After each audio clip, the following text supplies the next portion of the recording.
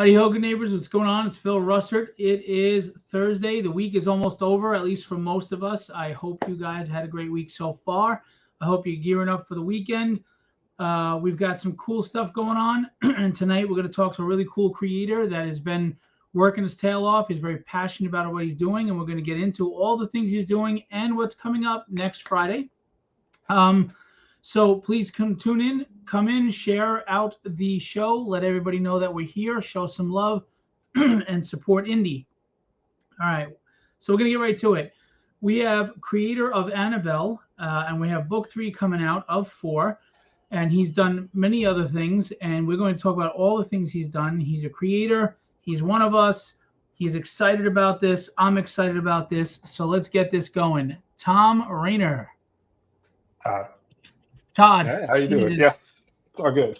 Sorry, I said Ton. Why the hell did I say Ton? Yeah, whatever works. I mean, I answer to all kinds of things in life, so. Jeez, sorry about that. Yeah. I think it's the Rayner. I said Ton Rayner. I don't know. Well, you know what? That sounds like a Jedi name. I can live with that. I mean, I like Jedis. All right. Yeah, you like Ton Rayner, the Jedi. That sounds like a Jedi name. Yeah, that'll work. Anyway, full pause aside, how the heck are you? We're doing good. How are you doing? Hanging in there with both arms and legs tightly. Yes. Getting ready to launch another campaign, right?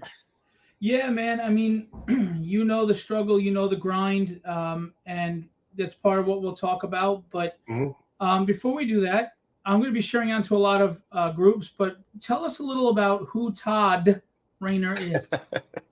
Well, I was a kid that kind of got into comics late 80s, right before the image boom. So I got to see, a lot of the image creators are obviously influences for so many of us artists, fans, things like that. And that's really where I started picking up the knack of art. It's kind of in my family. My mom's pretty artistic. My sister's pretty artistic. And I just ended up loving Spider-Man, what Tom McFarlane was doing. First time I ever saw something like that, as many people, were like, what is this type of Spider-Man? This is not like anybody else prior to that. Right. And the flashiness, just the way he drew, the way he wrote, it grabbed me. And so I started kind of mimicking art styles towards the guys that I grew up with in the late 80s, early 90s, and really created my first character when I was about 16, 17 in high school. As a lot of people, artists do. We're creative. We just sit around and think up stuff. And so that's where I kind of created this whole world that Annabelle lives in and Ice Pick lives in and soon to be Luke kind of lives in.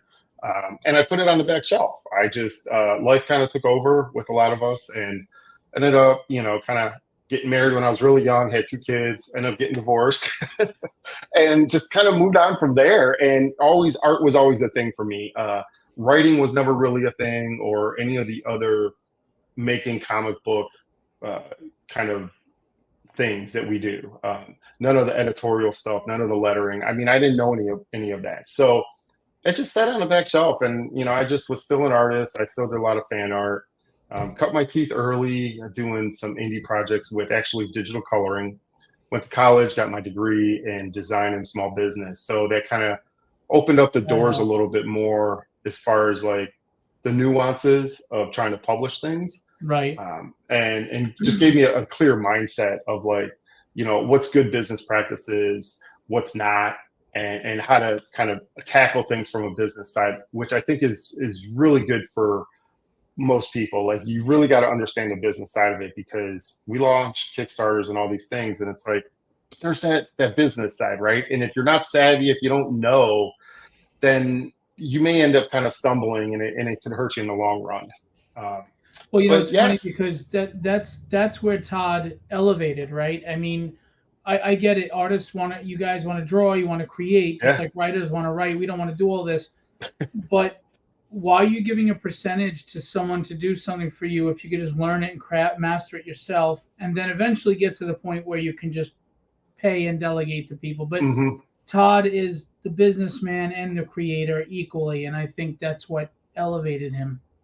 Well, thanks. And it's important to do that. So, I mean, I ended up just working on a few indie titles.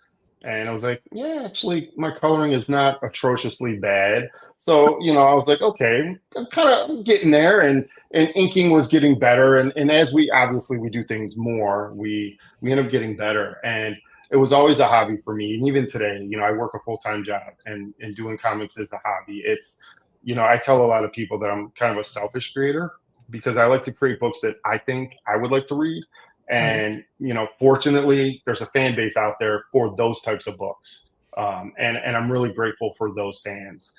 So that's really what I've done with the first book I launched, Ice Pick. That was 100% done by me. I wrote, drew it, colored, inked it, lettered, the whole nine.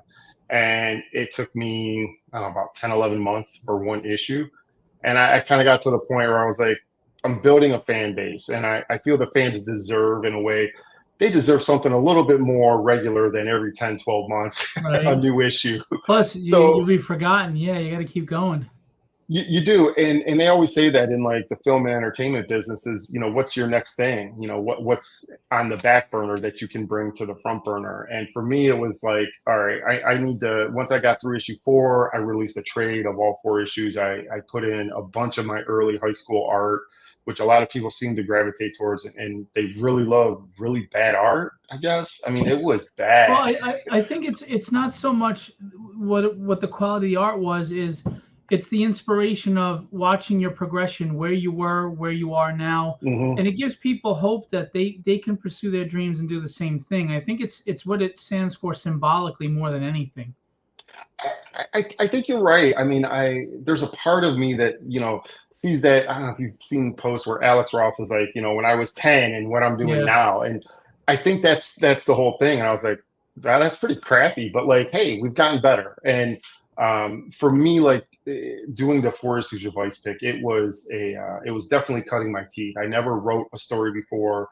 I never really put a book together. So even though as a designer, I've worked at like print shops and I understood a lot of the language and kind of the print jargon that they're looking for, I knew all that, the technical aspects, but the actual doing it is quite different, Right. getting Now, everything together. now, were you nervous and intimidated by writing, since it was something new and foreign to you? And of course, you're going to be putting it out in crowdfunding. It's going to be out there in front of an audience, Yeah, that's yeah, yes and no. Like for me, it was really interesting. I did a convention, Comic Con, kind of local to Seattle, because at the time, this was 6, 7 years ago. Me and my current wife, I mean, we've been together forever. We moved out to Seattle, been out here about 12 years, and there was a show, kind of close to where we lived, and it was like a local 2-day show. I'm like, why the hell not? Let me go down there. I don't have anything. I think I did like a 6-page preview, black and white, of Ice Pick #1, okay, and I want to say I sold like 10 or 15 copies, you know, that's and I was cool. like, that's not terrible. Like my expectations are always low. So for me to like sell it, 10, 15 copies, I did a few commissions. I was selling some of I mean, at the time, I mean, very limited prints availability. So I felt like, yeah, this is working out. And for me, like even that 6-page preview was the first 6 pages. I did a lot of research, and I'm kind of a nerd about research and stuff. Is I ended up researching, how to do a synopsis, how to put together a story outline, what are the different types of scripts, your Marvel style versus, different other Right. styles. And once I had my outline, it's become a staple for me as a writer, where even for Annabelle and the next book, Luke, is I will do a kind of a breakdown of each issue. I'll do maybe an overarching, like just a paragraph or so of the overarching story. And then I'll end up breaking it down. What do I want to happen in this issue, this issue, this Right. issue, and this issue? And, for anybody that's read some of the books here that I make, I try to keep it real. I try to keep it like everyday talk. I don't, I don't overinflate conversation. I don't try not to add a lot of like useless words and Right. just backstories and all these things. I try to keep it very linear and very much on topic. And I think it allows me to just tell a very clean kind of, beginning to end story without like a lot of fluff, you know. Now, when you did your first comic and you were doing the writing chores and the art chores, what was your process? I mean, because you're the artist, Yeah. did you draw it and then add dialogue later, or did you actually write a script and then just do the art Yeah. to the script and ad lib? I definitely had a script written. Actually, I think I had all 4 issues completed before I even started issue 1 for the Okay. artwork. And it was kind of important because for me, even though I knew what I wanted to happen, really as each issue evolved, because I could do it all myself. And this even plays into what I'm doing now with Annabelle with kind of an art team. I'm still writing it and I'm doing the lettering, but I will kind of look at the artwork for Annabelle and say, can we tweak this panel? Can we tweak that panel? But as an artist, like I'm kind of OCD about when I look at my script, and if I'm drawing my script or drawing from a script, I need to make sure that there's enough room in the panels for dialogue. And Right. for me, like, even though I was doing everything, like, I ended up changing the script kind of after the fact. I'm like, that dialogue sounds stupid. Like, no one's going to really say something like that, right? Or, is there a better way to say that without repeating the same word? There's just little Right. nuances of script writing. I'm sure you're pretty familiar with that. You want to keep it kind of fresh, but also like clean of any like excess baggage of words that just they don't And need that's to the be thing. there. That's the thing with comics is a good writer will allow the art to tell the story as well. Yeah. Like when I edited a book once, and the person went into there was someone the protagonist was tied up on a dock, and they're narrating like Morgan Freeman in the dialogue, Mm-hmm. going, "It's a good thing when they searched me, they didn't find this knife," and blah blah blah. Mm-hmm. And I explained to them as the editor, you don't have to do all that. Let the art show that, and all you have to say Yeah. is idiots miss this, or fools miss this, Yeah. or you know what I mean.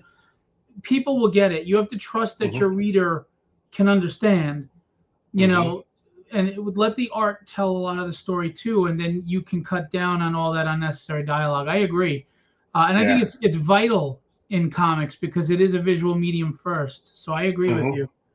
Yeah, and I think even like the early image stuff, it had a lot of writing, a lot of story, or a lot of words. I don't know if all the words necessarily were important to the story, but there was a lot of words. And for me, like I love comics as an escapism. I like to call them like the super fantastical thing. So how I wrote Ice Pick, it really, I took a break before I really got into Annabelle, because it was like, okay, this is the world I've created. And how am I mean, do I want to continue to expand it? How do I want to expand it? And, with Ice Pick, I had angels and demons. And that was kind of the thing that I explained, or that was my protagonist.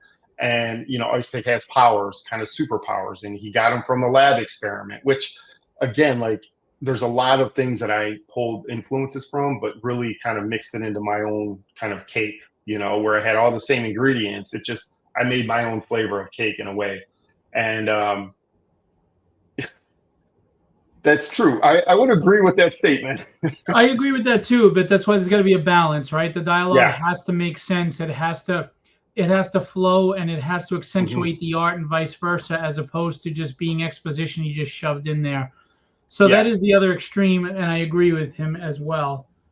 And what I've done with Annabelle is Sergio Ray's the artist on here. And, when I kind of was aware of him, and he got brought on to be the artist, he's in South America. Now, he does speak fluent English, which is nice. But, at first, I didn't know that. So, in the world that we live, we work with people all around the world. And we're just kind of like, okay, I write things in English, and I didn't want language to be a barrier because of the vision I had for the story. Right. But thankfully, like all the team members on this book, all speak really nice, really good English, and they understand it, right? So there's a lot of weird nuances in the English language, and we could talk all day about how Right. weird the English language Well, we is. pick up But other languages in it, like we French and Latin and yeah, all these other things. Yeah.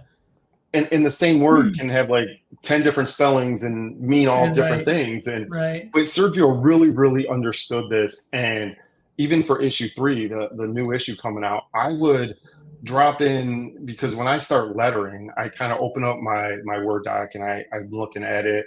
and I'm looking at all the panels, and I'm looking at how Sergio kind of drew it out, and I'm like, you know what, he drew one less panel, or maybe he drew an extra panel, but then without the words, and I'm reading the script, I'm like, he nailed it. Like, this is the storytelling without the verbiage. Yes. And once I add the script, then it really, you start to get the kind of almost the behind the scenes of really what's being said and what's happening. So it is a compliment, and it's definitely a balancing act. Dude, it is always great when you connect with an artist that not only gets Yeah. what's going on, but can add to it. Yeah. And Yeah. when we as writers, but you're also an artist, so that's good that you have Yeah. that side. When we could put our ego away and say, you know what, that added panel is great, or it makes sense, Mm-hmm. or that changed camera angle, or whatever that they did.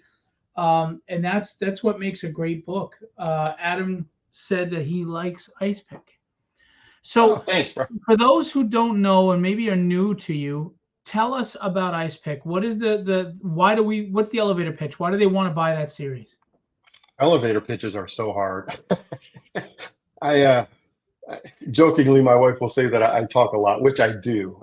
When I'm passionate about something, or there's a That's point I good. want to make. Yeah, I definitely can. I can ramble. So elevator pitches are kind of tough, but Ice Pick was kind of my homage, my throwback to '90s superheroes. It starts out. There's no origin story. It starts out as a revenge-filled story. His parents were murdered. He's trying to find out who murdered them and who left him for dead. And turns out it's kind of like there's a twist with the mob.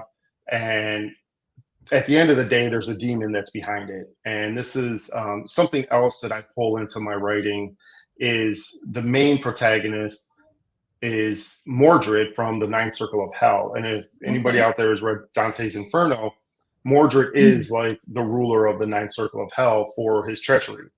And I'm a huge like King Arthur fan, things like that. So I was like, well, that's a cool idea. Let me pull this character in, and how do I? It definitely has darkness in it. That absolutely was an influence. Batman, Punisher, Darkness, Spawn, all those were influences. Casey Jones, even for the design of the character. And so, kind of, I guess, long story short, is it's just a '90s revenge-filled story. He's trying to figure out who killed his parents. He finds out who killed his parents, and it leads him to the Ninth Circle of Hell. And then an angel shows up. So, yeah, it's fun. It's a fun ride. I'm glad people like it. Will there be a return to Ice Pick at some point, or are you going to just continue on because you have Luke coming after Annabelle? So yeah, and what I ended up doing is once I was done with Ice Pick, I was like, okay, I'm a fan of like 4-issue miniseries. I feel that's a nice, short kind of way to start and end a story. Like 4 issues is plenty. I know a lot of companies like to do longer crossover stories. So I was like, let's do 4. I focus on Ice Pick, and then I was like, well, let me focus on another character. So I started with Annabelle, which is Ice Pick's fiance. And in Ice Pick, you kind of learn that she thinks he's dead. Well, their best friend Luke he knows that Ice Pick's alive, and he's kind of the one that's helping Ice Pick like throughout the issues. And so I was like, let me start with Annabelle. I like strong female characters. Start something with Annabelle. Start writing a story, and it kind of just took on a kind of its own thing. And I was like, you know what, this is a different genre. This isn't '90s action superhero, crazy. This is more femme fatale. This is more sexy lead character, female. And let me pull in a protagonist. So I pull in Ancient Sumerian Dragon, which, when I started looking in dragons, Kerr is like the first Sumerian dragon. And I was like, well, that's cool history. Let me pull that into my book. And I was like, okay, well, now that I'm doing this whole like focusing on each character, I got to do a Luke book. So, Luke is definitely going to be the next book that's coming out. And that's going to focus on his story. Now, once those 3 stories, 4 issues are all done, I'm going to start doing like one shots, kind of more trade paperback, 40 to 60 pages. And they're just going to be all 3 characters, doing their thing. They're kind of not really a team, but they are. They all hang out with each other. They all catch the same case in a way. They all kind of, fight the same bad guys. So I'm going to just start doing one shots, for that. And so you'll see plenty more of Ice Pick. Very cool. And it's a good build up though. We get in the 4 issues series, we get to know the characters, Yeah. and a lot of people don't understand getting to know a character isn't just this is their power, this is how they got their power, this is their family, or even just their Hmm. personality. It's showing how they deal with adverse situations, and that's what the 4 issues can do.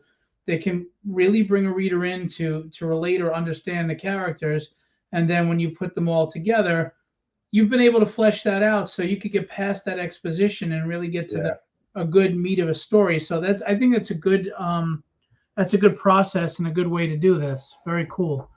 So And go ahead. go ahead. Oh, I was gonna say like Ice Pick and Annabelle and Luke all show up in each other's books. So you're still getting an issue 3 of Annabelle.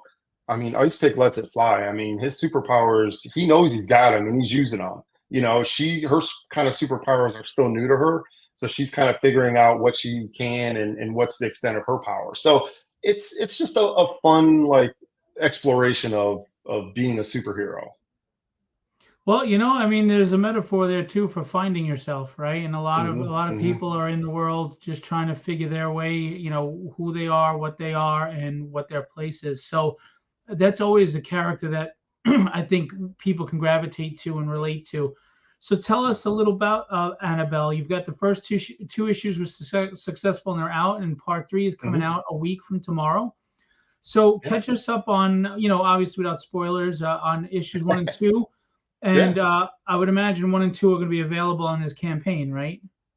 Yeah, so issue 3 is the largest campaign I've done, and I pretty much do these 100% by myself. I mean, aside from the art team putting the book together, the Kickstarters, I mean, it's a lot of work to put together a Kickstarter. Yeah. There's going to be 30 rewards, which is ridiculous, but I have a bunch of different covers. There's variations of these covers as well. I know people love variant covers, or some hate them, but I mean, I just figured like let the fans decide. Like if they like that cover, it's an add-on. So issues 1 and 2 definitely will be available. And I will also have the Ice Pick Definitive Trade, which is like 160 pages Nice. available as well. So with Annabelle, it really starts, it picks up right after issue 4 of Ice Pick. So I'm also a huge fan of stories that take place in a kind of a condensed format or a condensed like day of the week, like 1, 2 days. Right. And I also like very small casted films. So for me, like a lot of inspiration is from film and entertainment, and Ice Pick plays off of that. All my stories play off of that. So basically, we start out with Annabelle, and his name's Adam. So Ice Pick is Adam, and they're kind of back at their place, and she's like, "I thought you were dead. Like, what's going on? Like, angels and demons are real. Like, what? Just what is happening? I've had like brain overload on everything the last night."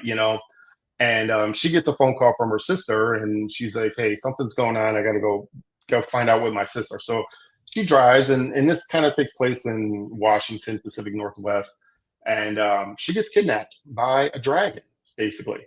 And it's one of Kerr's kind of crony dragons that followers and whatnot. And he is one of the most ancient dragons. He was also banished to this cave from Annabelle's parents. And she doesn't really know much about her parents because, like Ice Pick's parents, her parents were murdered as well.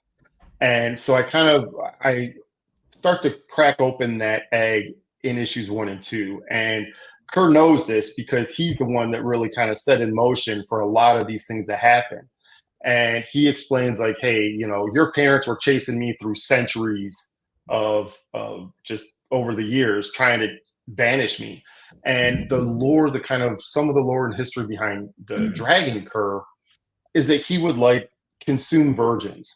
So I play on that a little bit, and I play on like he consumes their soul to kind of keep him alive, and that's what he's doing. And once she finds this out, she's like, "All right, that's enough of that. We're not putting up with you being that way." So we kind of start out with her getting kidnapped, trying to figure things out. Luke and Adam are just chilling at the house, and they're like, she hasn't checked in. So they go to try to find her, and they find her cell phone. So then they're like, oh, here's a cave. Let's go. And, Luke's kind of the comedic guy, but he's more the rational person. Like he doesn't like run into things all the time. And Adam's kind of more irrational, more kind of like, I got to go save my fiance.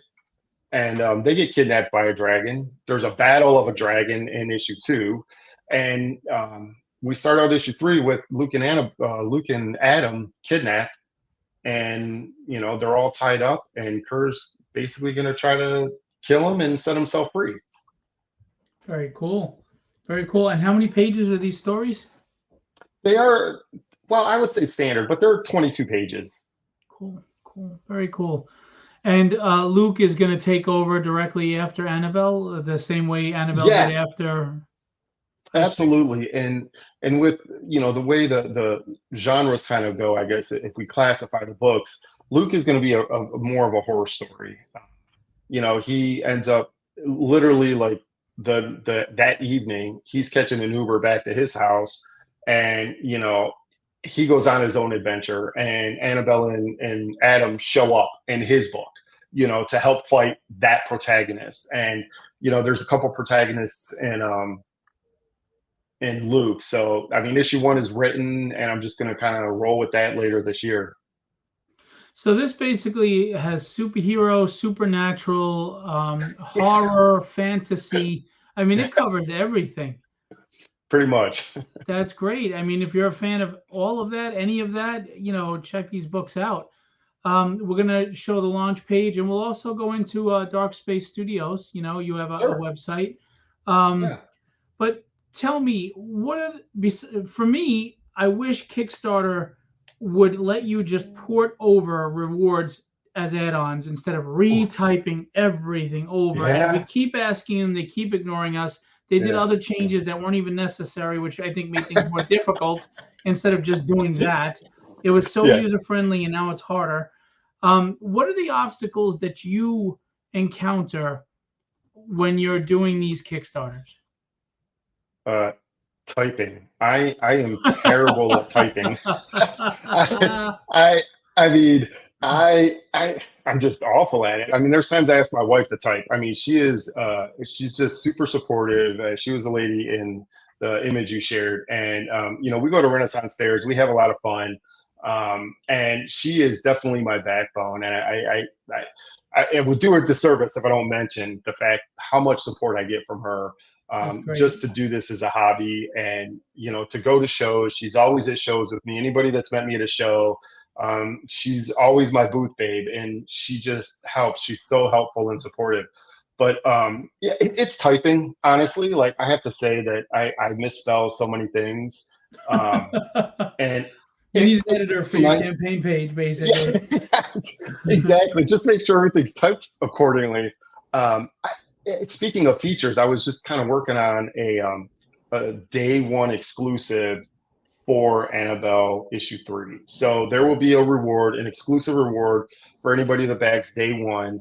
I'm going to announce that tomorrow. But I was putting that reward together tonight, and I thought it would be really nice if we can, instead of clicking on the reward to edit everything, just allow us to edit it on that page, instead of having to click and save and then wait. And it's very time consuming. Agreed. Agreed. But Topher has asked, how do we get them to do that? Dude, I've messaged them. I know a lot of people have messaged them, but they don't respond. They don't care. And they don't care. Why should they? But honestly, that's a pain in the ass. But yeah, it's always good to proofread your campaigns. A friend of mine who is a Marvel DC artist, he did a campaign, and I was looking at the campaign. I'm like, dude, you wrote this, and this, and he was like, oh crap, and he went in and he changed it. And the campaign was live, so I mean, thank God you can edit that stuff. But if you misspell a T, or once somebody pledges, that's it. You can't change anything. So.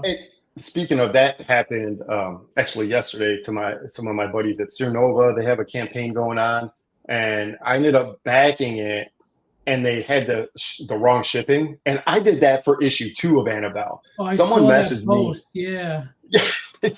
And they flipped it. So it used to be the U.S. was on top, and then international was on the bottom, and they flipped it the other way around. And I was just like, I was able to go in there and kind of change my reward, and then they were able to adjust shipping. But once you back it, that's it. It's locked in, So Yeah, I know. It's got to make sure it's right the first time. And with shipping costs being what they are today, it's so hard. You want to do international, and you want to get out there, but when you yeah, spend $25 just to go to Canada with a yeah, floppy that costs 15 or 10 or 12, it's like, yeah. really?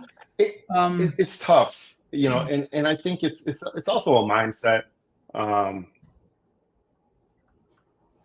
it can be a little overwhelming, but I think once you do a Kickstarter there, mhm. I think you get more familiar with it. Adam, just find somebody that would be willing to help you and guide you through. It actually, it was intimidating at first for me too, but honestly, once you understand it and you can navigate it, it like Facebook, it becomes easy. It becomes second nature. Oh, yeah, super simple. And you're right. Like, I do definitely want to expand things, and even someone suggested having like retail tiers, for because right now I think Right, Ice Pick is in one store in Pennsylvania, and I'm out like north of Seattle. So I mean, it'd be great to get books in more stores, but just the landscape of comics in general. I think crowdfunding, I think direct to consumer is definitely seems to be the way that things are leaning towards. Um, but for me, like I'm happy to take a little bit of a hit to get something international, right, and for me, like I know like it's probably not a great business model. You don't want to lose like $5 to $8 on every single order. But again, I'm not shipping 100 orders overseas, So for me, right. like at this point, it's minimal, and I can eat that minimal cost. But then again, like people are also pre-ordering a book that's not available yet. You know what I mean? Right. So it's this whole like, what's the mindset versus like, I don't know. No, I'm with you, but you know what? It's like you and I were talking before the show. Just give them the Hmm. option. If nobody Yeah, wants it, then fine. But there may be that yeah. there are people that do. On my last campaign, I had people from Sweden, Germany, all Hmm. these areas. Hmm. The shipping was crazy expensive, but they were all for Yeah, it. So yeah. okay. And I think they know that. I think if they're ordering something from the US, I think there's Hmm. just that inherent like, there's customs and it's going to take a little longer and it's going to cost a little bit more, you know. What's PNW, Kit? Pacific Northwest. Yes, I am. Oh, yes, he is. Seattle, you said, Yeah. right? Yeah, Seattle area. Yeah. Yeah, Kit's out there. He's in Washington State, so I don't know where, but he's not far. Okay. Nice. So we're gonna get back into the Kickstarter sign up, which I put the link up above. Okay, Okay. Thanks. and this is where is it? Sorry, I have your website up too. So just to show you, nope, that's not it. Come on. I don't know why everybody changes things. They make things better. It's like, no, it was fine the way it was. Stop I changing. don't know about that. Why is it doing that? That is so weird. What the heck happened? It's We're like supposed to in the be. Matrix. Yeah, really. What the heck was that? No. Why is it doing that? Okay, let's try this again. Stop sharing. That is just the weirdest thing. Share screen. Entire screen. There we go. Much better. All right. Don't change if it ain't broke. So Yeah. everybody, go click this green link right here. Notify me of launch, and that's going to send you an email when the campaign launches. So that way, if you are interested, but you're busy with life and you're busy with stuff, and you forget, you'll get a nice little email that says, "Hey, we're live," and you Yeah. get to go. But please also understand that the more people that sign up, it actually helps. There is an algorithm with Kickstarter, just like there is with any social media, and it Yeah. does help guys like Todd and Dark Space Studios get bumped up in their algorithm and get recognized by Kickstarter as a campaign that people are interested in. So the more followers, the better. Obviously, we hope they're followers that plan on pledging, but Yeah. there's no harm. It's not going to spam the hell out of you. Just Right. hit notify me of launch, and and then you can look at the campaign, and it might just be something that is new and exciting for you. Maybe you're a little bored with what's going on out there and you feel it's just the same old regurgitated stuff. Indie is the place to go to find, passion and new ideas. Todd's not writing and creating for a shareholder, or anything No. like that. He's doing it because he loves it. Yeah. So we want to see that sign up go up. We're at 61. You're at 61 followers. Yeah. I mean, he's got a week. Can we get him to 80 at least? That would be great. That'd be fantastic. Yeah, let's do that. Come on, guys, sign up. Let's get him to 80. I mean, I know I'm gonna hit notify me a launch, and there we go. Oh, And we had thanks. somebody else do it at the same time, so you went up to 63. Sweet. Awesome. Sweet. Yeah, and it's one of these things where you're so right about the passion. I held on to Ice Pick for years, and to kind of like anybody out there that I get this at shows, and maybe you get it as well. Even though writing art is all kind of different, but it's still we do shows. We like to show our books and what we're doing and what we're passionate about.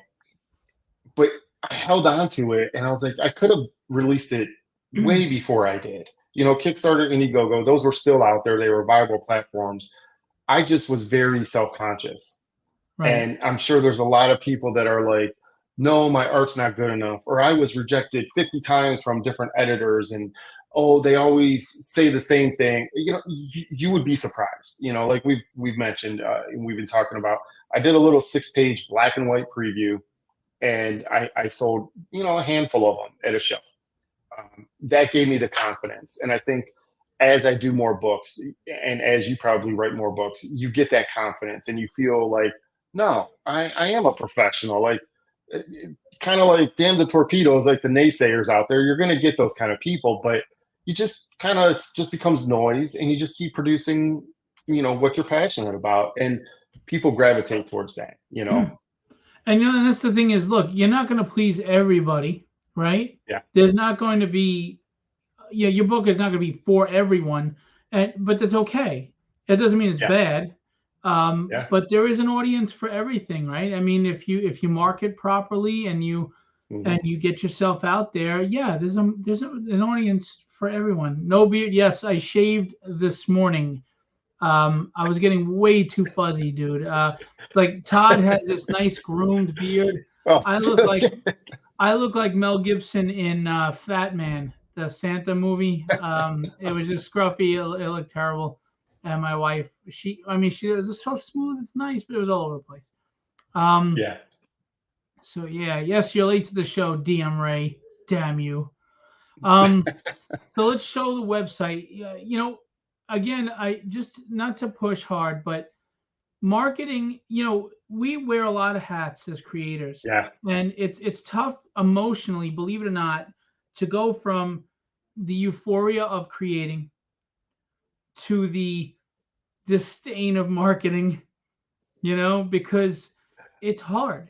To get out there is hard. But what I always say is we are not selling these stories, we're selling trust. Trust that we are giving you something worth your money because we know you work hard for it. But as a writer, and Todd's a writer and an artist, but as an artist, you put the art out and at least they get to see it. I like it, I don't like it, I'll buy it, I won't buy it. As a writer, the only way you're going to find out is if you sample size it, which means you have to pick up at least one issue, whether it's a PDF or whatever, to see if you enjoy it. And we're asking, just give it a shot, whether it's a PDF or the first floppy, and then you follow up in following campaigns. Just give it a try. You might be surprised, and it might be the new thing that you're excited and looking forward to coming out again. And I can tell you, like when I saw Sergio first draw, he did 3 kind of character profiles. And to be honest, when I did Ice Pick, I just shoot from the hip. I literally was like, oh, this Casey Jones mask looks pretty sweet. So I kind of did my own variation of a Casey Jones mask. And I mean, as a designer, I've been doing it for almost 20 years now. I was like, I know good design for the most part. I'd like to think I do. And so I kind of created that superhero costume. And with Annabelle, it's just her. There's no costume yet. And I didn't do any, character sheets or anything like that. I literally just was drawing at like on demand in a way, and it's fun to do that, but it's also stressful because you got to stay consistent. As Sure. an artist, you want things to be consistent from panel to panel. But when I saw Sergio put together Annabelle, I gave him ideas, I gave him reference, and he nailed it. Like, and I was just like a kid in a candy store. I'm like, she's hot, he's awesome, Luke is fun. Let's bring them all together, and it just was instantaneous. That this is how I want my females to look. This is how I want my guys to look. The dragon looks phenomenal, and even Yeah. it's still issue 3. I'm seeing new art from issue 3, and I'm like, I can't believe that. Like, this is my story. I wrote this. I'm paying these people. They're professionals, but it looks great. Yeah. Putting aside the birth of children, marriage, the greatest feeling for, like, selfishly, individually in my life is when Yeah, my books come in, and it never yeah, gets old. never.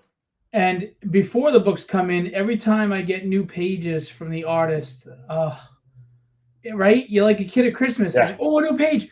If I get a yes, message from Ricardo or David, I'm like, oh crap, it's got to be a page. I'm like, I got to yeah, drop everything and go look. yeah. And he's working on issue 4, and I mean, we work kind of like Google Drive, so he'll drop some pages in there, and I'm like, oh, you're killing it. Like, absolutely. Like, every page just literally seems to be better than the last, and it's fun. It's really, it never gets old. And that's the thing. It really doesn't. It never gets old. It's awesome. And we're Yeah. going to look at your Dark Space website, Dark Space Studios, Sure. because we want people to go there and check it out. But I am going to say this: back the Kickstarter, back the Kickstarter, It back the absolutely Kickstarter. helps. You know, sometimes people look and they think, oh, he did great. He met his goal, blah blah. Yeah. Please understand, Kickstarter takes 11%. Shipping is part of that funding goal. They count that as Mhm. part of the funding goal. So, and then you got your print costs, which just keep Yep, rising and yep, going up, yep, and yep, shipping yep. just keeps going up. And like you heard Todd say earlier, for international shippers, sometimes he's losing money. We all are. We're Yeah. not making the money you think we are, and it is vital that we have enough money to at least just put back into making the next issue. You know, Yeah. that's all we're looking. We're not looking to get rich on this. Nobody's that foolish. It's Yeah. like Kirby said, comics will break your heart, but if we could make enough money to at least sustain, if you love these stories, if you enjoy them, you've got to help keep them alive, not just by backing, but telling people it's worth it. Come check it out. Because as much as we love and appreciate shares and likes and comments, we need funds. We need to support this financially, and it also supports a whole team: editors, letterers, Yeah. Yeah. colorists, artists, logo designers, digital formatters, everything. And I would even go as far as saying, I mean, I know, I mean, I have like Batman, Superman, and Wolverine behind me, and trust me, I love my Marvel characters, I love my DC characters, but at some point, I was like looking for new and kind of different Sure. storytelling, fresh characters. Image happened, and it was like, wow, like, are you kidding me? Spawn. Yeah, I mean, that's like one of the darkest stories I've ever read. And Fathom came out with Michael Turner and Lady Death and some of these other stories, and you're just like, it opened my eyes to what the medium can offer, not just like Batman, Superman, Spider-Man type of stuff, but like what other creative stories are out there for people. Right. And that's what I try to write. That's what I try to, produce and publish, is something that's just a little different. It's gonna feel familiar. I hope that you read it and you enjoy it. And I hope you have those wow moments, like, oh wow, that's cool. Like, that's how I draw, that's how I write, for those wow things. And that's what I would hope for the reader too, to have that wow moment, to enjoy it. Yeah, man. I mean, don't get me wrong. Comics are a visual medium, and we Yeah, love art. But when you talk about comics, usually you talk about your favorite story arc. That's writing. that's true. Yeah, You Secret know, Wars. I mean, there was so many like great story arcs, and that's what I try to do in a condensed format. Like I try to tell a good story arc in 4 issues. I, expand on the character. You get to know the character. Hopefully, you get to love the character. And since they all show up in each other's books, there's a crossover there that you typically don't find in a lot of mainstream comics. and again, a crossover for the sake of story, not for the sake of getting money. There's a Absolutely. difference. There's a Yes, difference. This isn't 100%. a friend of mine, Pete Vasquez. When Hmm. I started running my conventions in Long Island, he said, he said I could use this quote. I love it. He goes, "It's not a cash grab, it's a passion play." Yeah, And that's and good. that sums up what guys like Todd are doing. It's never a cash Yeah. grab. If anything, we lose money. It's a passion play. We love what we do. Hmm. We love creating these worlds, Yeah. and hopefully, we can get supported and rewarded, so to speak. So let's check out the website. Again, this is Dark Space Studio. It's a nice, easy to navigate website. You've got your tabs up here. You've got your cart, Hmm. obviously, when you purchase original art. You want us to go through the tabs and check things out? Whatever you're comfortable with. That video is for the Kickstarter. So, I built the website myself. Just over all the years, it's kind of like that was one of the things that I was able to do was to learn website building. And so there's the website. Feel free to go through as you see fit. All right, let's do the trailer first. Why not? All right, you ready? Let me know if this sound doesn't come through because sometimes it gives me issues. Yeah, it's good.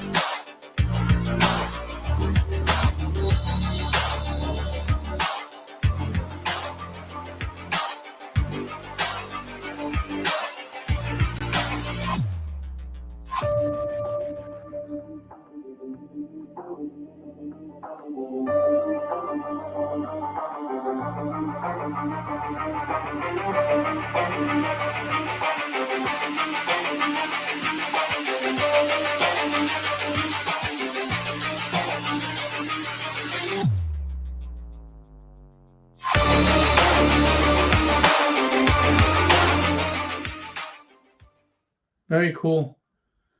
We get a little Thanks. look at the characters here. There's Ice Pick, Annabelle, and Luke. And you have some merch, and there's little bios here. This is great, so you can Mhm. get to know them. I recommend everybody go to this website and check it out and study up because hopefully you'll be back in the campaign and you'll get to see a little preview of what's going on. And Mhm. then you've got the comics that are available.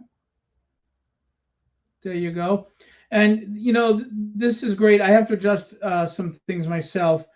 It's hard these days because that's one of the difficulties of Kickstarter is because of the extra expenses and everything that's going on, we have to charge more than a regular cover price for a book, which makes you compete with an LCS in the sense that, if you sell it for $10, some people may say I can't do that, and you're struggling. But we're not doing it to price gouge you. We literally need it to survive to make money. So, but these prices are more than reasonable. They're great. They're regular cover prices. You can pick up the books. You got the trade for Ice Pick available, the individual issues. You've got different covers. Ooh, Annabelle Tatas. There you go. Got some great art on these covers, though. Yeah, I ended up because I had a few extra Kickstarter covers. I'm making them available to anybody that wasn't able to back the Kickstarter. And for me, like when we talk about kind of, and it can be a little controversial for some people, but the pricing and things of that nature. when you're back at Kickstarter, you're getting that book pre anybody else. Like you're getting it before anybody else. It's kind of a pre-order to what's going to be available possibly months down the road. So for me, like since these are already printed, there's no urgency. There's no pre-order for them. I do list Right. them, at a pretty reasonable price. That's great. And then you've got original art on a tab up here. Are these covers from the published covers from the book? Yeah, some of them are. I'm going to be adding more as time goes on. I have probably 90 pages of ice pick art. I don't have any other original art except my covers for Annabelle, as that's done by Sergio. But this is Right. a lot of my fan art, just a lot of Nice. pencil and ink art, over the years. And really, Very cool. I built the website as kind of a way to get away from like Etsy and just some of the other eBay, the Mhm. fees that they charge. So when you're buying I this, you're know. getting it cheaper than you would from someone else, and you're getting it directly from me. So there's no middleman, which is Yeah, nice. I would have liked a site more like this, but I went with Squarespace, which Hmm. isn't bad, but this is so much cleaner and neater. What is this? Where did you go to make this website? So I did a lot of research, and I worked for a few years as a web designer. So I'm pretty familiar with like website building and all I that good see. stuff. Okay. And I found it's basically a WordPress site, and it took me a couple weeks to put it all together. But I already had like a lot of it, sized Nice. and like websites and all that good stuff. I mean, that's half the battle is getting your images optimized, getting them, to Hmm. load relatively quick on a web. But I found like a company that does server domain stuff pretty cheap, and I was like, oh, that seems okay. Did a little research on the company, and they're legit. So I was like, that's Good. half the battle there. And Yeah. I just WordPress is free. All the plugins I'm using are pretty free. Actually, they are. And then I'm just everything's fully functional. So just kind of launched it here the last couple of weeks. But yeah, happy to talk off the record, or I guess Yeah. outside Thank of you. I'm a, gonna pick your a brain. video. Yeah, always happy to do that, because Thank I you. mean, I just kind of approach it page by page. Like, what do I need this page to do? What do I need this page to Right. do? Getting it all synced up financially is kind of the biggest pain in the ass. But aside from that, everything else is super smooth. And then, of course, there's about the studio, Mhm. contacting them. And then there's the cart, which hopefully you guys will fill up. There you go. Back to home. And every book, since you're And you ordering got directly issues. from me, same with Kickstarter, is, I like to sign all my books. I don't charge for signings. I'm just one of those guys.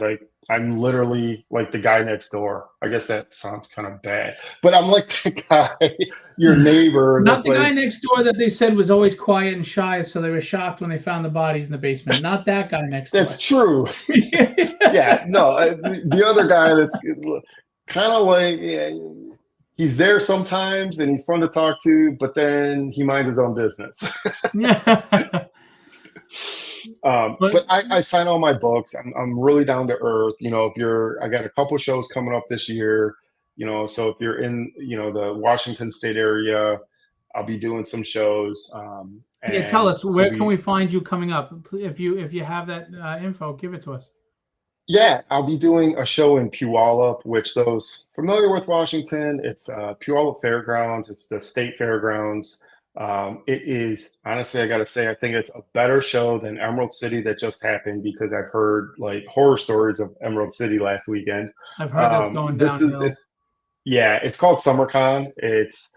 There's two pavilions. They usually will have all the artists in one artist alley in one build pavilion, and then all the voice actors in artist alley at the next pavilion. Yeah, SummerCon is the show. It's in June, the end of June, if I'm not mistaken. Cool. You can search SummerCon Washington, easy to find. They have top-notch guests, celebrities, the whole nine. I mean, they are really packing it in. Fantastic show. And then I'll also be doing another show in Tacoma, Washington, which is south of Seattle, in November, if I'm not mistaken. I'll have to look up the dates. It's so far away. I just kind of put it in the back of Right. my head and forgot about it. But that's a 1 day show. So that's another great show. It's a local show for me, and it's a lot of fun. I like doing kind of shows I can drive to. I don't really travel much further than I can Right. drive. Well, with the expenses being what they are today too, you have to be careful where you go because you're already 1,000, 1,500 in the hole going to a lot of these big shows, and selling a $5, even a $10 book, you got to sell 150 to break even. That's if you don't eat. I mean, Yeah, and that's what I mean. I'm super lucky. Like both shows are within about an hour, hour and a half drive. SummerCon is a 2.5 day show. Last year they did like half day Thursday, which didn't seem to make a whole lot of sense, but we were there anyways, and it was okay. Uh, yeah, I don't think and that. then I think a typically, lot of shows cut out the Thursdays because they just didn't. They weren't lucrative for anybody. yeah, or it might have been like a half a day on Friday now that I'm thinking about it. But I ended up driving home that night, and then I only got one night for a hotel. So that was really nice, and it kept the cost down. And what's nice about both these shows is they're not terribly expensive. I mean, I hear Emerald City's like $400 a table for an artist alley, you know, and you're like, are you kidding me? Like, how do we afford that? Right. So, I mean, these Kickstarters, like you're mentioning, like you're supporting an individual person, a passionate person, a person that's creating something that hopefully you will enjoy. But you're also kind of in a way supporting us to be at these shows so you can meet us, shake our hand, get a That's signature, right. see what other stuff we have available, even commission us for stuff too as an artist. I do sketch covers and I'll commission out some stuff now and then, but it's a community, and I kind of feel like us indie creators got to stick together because the big two, big three, they're a powerhouse. Yeah, but before we head out today, I hear a Mhm. lot how a lot of even Image will tell you this. They don't want to do superhero books because they feel you're competing with Marvel, DC, and you're going to lose. I don't like that Oh, mentality. I don't think it's a good mentality. I think it's a bad mentality. And yeah. tell that to Spawn and Image and all those guys who did it in the Hmm. 90s.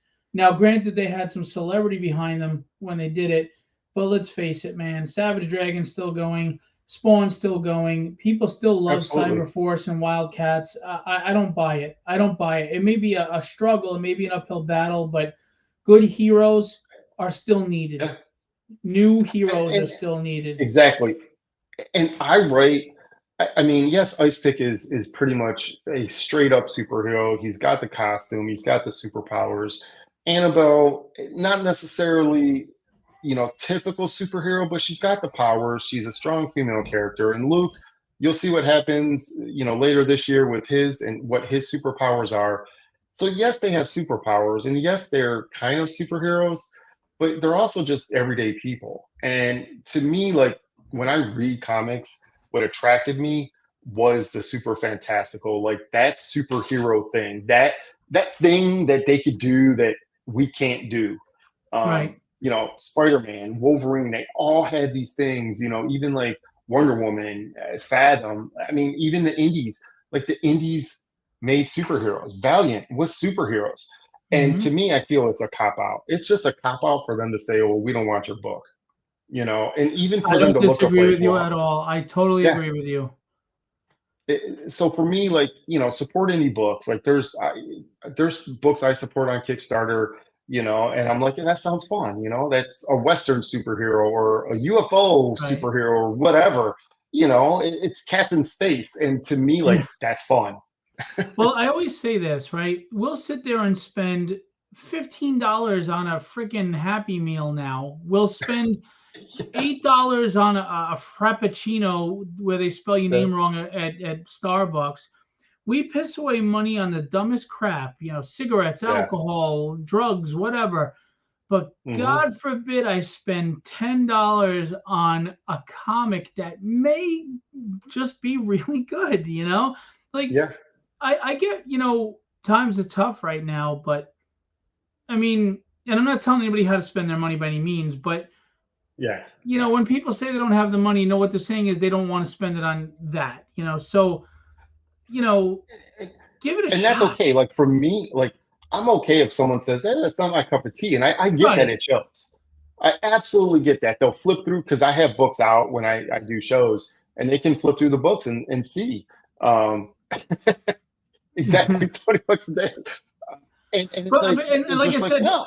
yeah, it's not coming from a bitter place. It's a matter of just give something a shot, though. I always say just forego that one $20 meal or cup of coffee maybe once a month or something, and just pick one campaign and try to just sample size Hmm. somebody's stuff. You know, whether it's mine or it's Todd's or it's Charles, you know, Morgan's Yeah.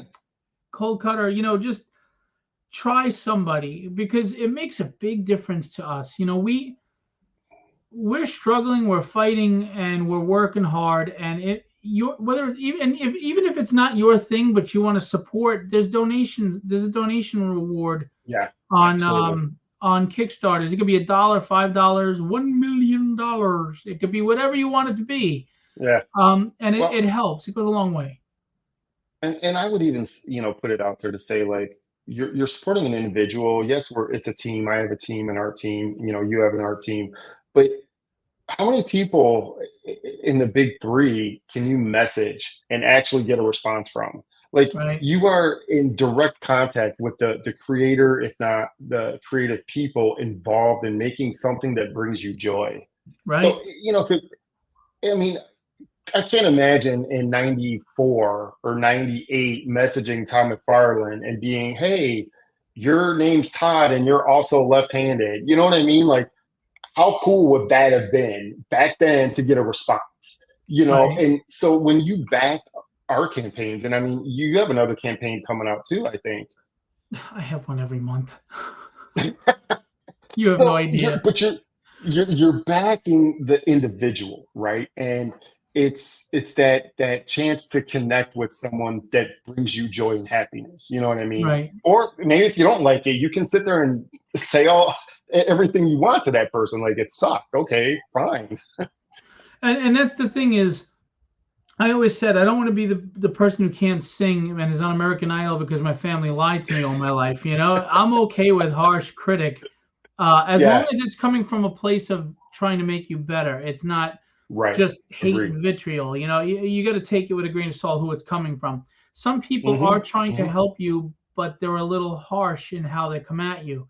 Yeah. But that's just because they're old school, or you know, like if you go to Joe Rubenstein or you go to Peter David and you ask for a critique, Hmm. you better have a tough skin. Not because they're Yep. trying to be cruel with you, but because they want to be honest with you, and they're going to tell you, Yeah. look, you may not want to hear this, but this is where you need to work on it. Wow. And that's the stuff you I want. can't.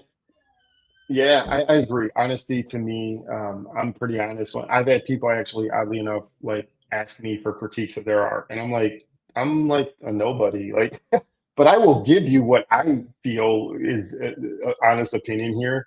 Um, but it's one of those things where you got to be careful. You just got to take it with a grain of salt. You gotta know where it's coming from. Mm-hmm. And I can't tell you how many people said, my anatomy sucked and you shouldn't do this or you should do this and do that. And I'm like, look at Stephen Platt. Look at any of these early Right. '90s artists. Like, tell me Mm-hmm. anatomy. Again, that to me, it's kind of I like a love cop. Platt's work, but his anatomy is not Oh, accurate, and of course not. it's awful. And Sam Yeah. Keith. I mean, Sam Keith's another guy. He hates his own art, which a lot of artists do hate their own art. But Sam Right. Keith is like just one of those oddly inspirational people because his stuff is so unique. Right. And that's the thing about So art. yeah, It doesn't have to imitate life in you yeah. know perfectly. It's just art, and there's different. Look, if you look at Mike Mignola, nobody has shoulders. You know, if you look at Bill Sienkiewicz, Exactly. if you look at Bill Sienkiewicz, he does some like lifelike portraits that are just insane, and then he does some Yeah, very abstract stuff. Um, yeah, yeah, art is subjective, and while one person will tell you don't do this, they're usually the one not doing anything themselves. So just go do it. yeah. 100% But agree. Absolutely. before we head out, I'm going to give you the floor. Tell us why we want to back this campaign next week, and just excite us. What's going on, Annabelle? Let's hear it. Putting on the pressure here.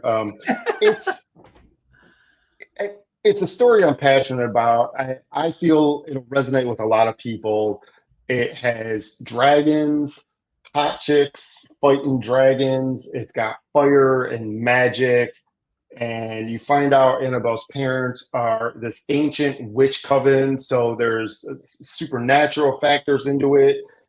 There's history involved in it. I mean, Kurt is an ancient Sumerian dragon, and I touch on the history side of things. There's, I show pages that are from the medieval times, ancient Egyptian times, ancient Sumerian times. And so it's got a little bit of not everything, but it's got a little bit of a lot of stuff that resonates with me, and I think it'll resonate with you. So, go check it out. You can see the video, shows some of the preview pages, and yeah, launches next Friday. I'll be doing a live stream next Friday as well. So anyone interested can swing by and we can hang out, talk comics, whatever. Are you doing your own live stream, or are you a guest with somebody? I'll be doing my own, actually. So I got a few people on board. I'm going to have my artist is going to show up. Sergio Ray mentioned he's going to show up. So everyone that has backed Annabelle or that has seen any of the stuff that I've been posting from Annabelle, here's your chance to kind of chat with Sergio and ask him about everything we've talked about, process, and what does he like about the story, or what is he passionate about. So that'll be a fun little live stream next Friday. Fantastic. And what time is it going on? What time is it launching on Friday? I have no idea. Probably around 3 Pacific.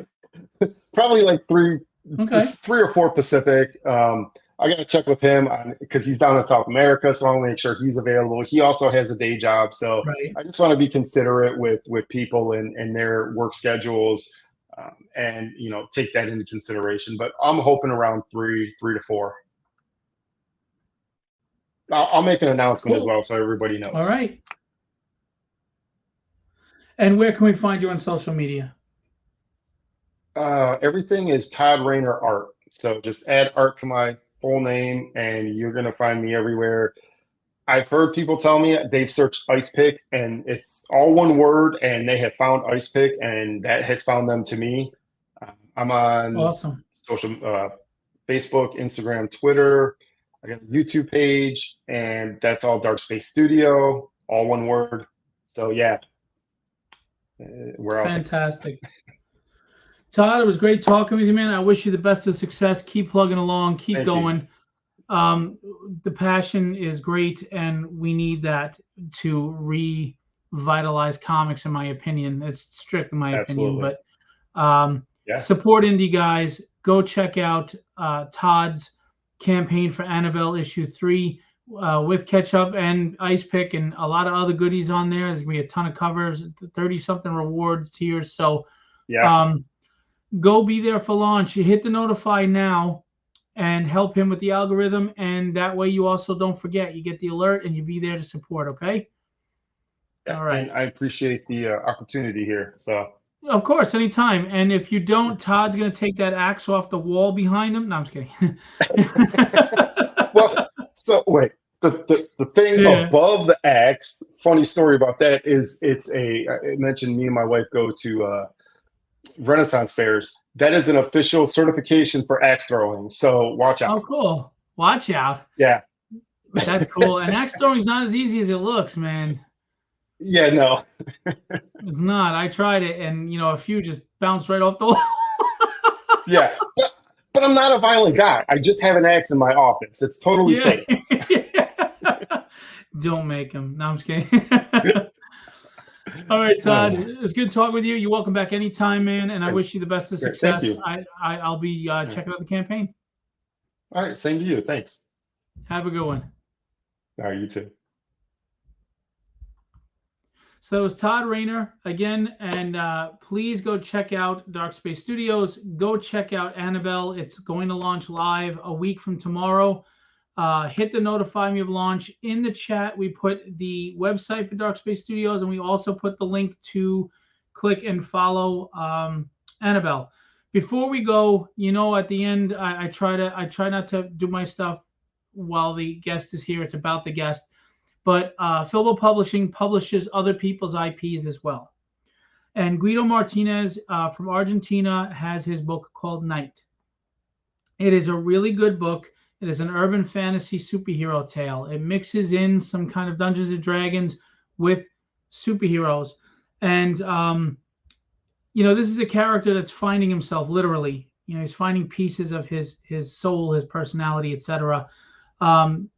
Which aren't we all? So it has action. It has fantastic art. It has exposition that is, drags you in and pulls you in and lets you connect with the characters. I'm really quick, just going to show you. We're at $798, and we need you. Whoops, why did that happen? Hello. There we go. And we need you to help us fund. 1,500 is the goal, so we're a little above halfway there. But we don't want to sweat and poop ourselves. So if you could, we have 20 days to go. Can you please hit green, back this project? I'm going to show you the trailer real quick.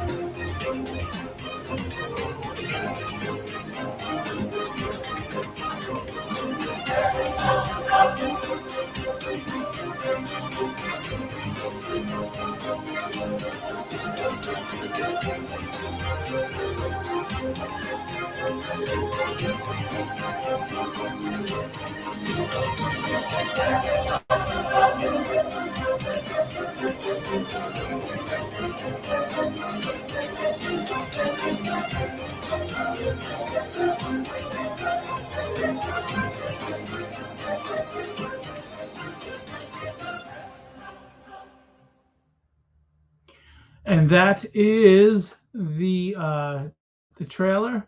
We've got beautiful covers. All right, that's my favorite, a lot of people's favorites. And it's got a lot of goodies on it. You can go look at the writing. You can go look at the quality of the pages.